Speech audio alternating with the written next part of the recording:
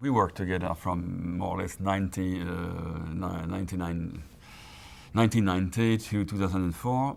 And we work basically, most of the time, not always, but most of the time on what I call magmatic mathematics. That is, for example, the best example of this is Hofer's geometry, where there's a huge land to be explored and essentially nothing is known. So you just try to find some way inside it. Later after, you worked with Sue Tolman on things that are much more structural, that is on Toric geometry. So much more structural, much more constrained. Is there a reason to move from this magmatic world to something very structural at that moment in synthetic geometry?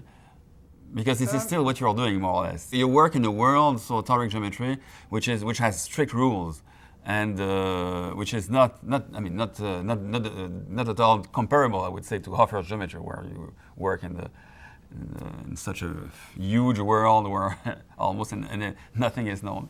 I think the work on toric geometry is quite combinatorial, and that is a rather specialized thing. I think I learnt a lot from working in that area, but it's not. I don't quite see its connection so much with the outward world, which I think it has, but I'm not so aware of that. The more recent things I've done about elliptic embeddings, in a way, they're constrained, but they're using gauge theory. They're a little bit different in the sense that I have more sense of how they connect to other parts of mathematics.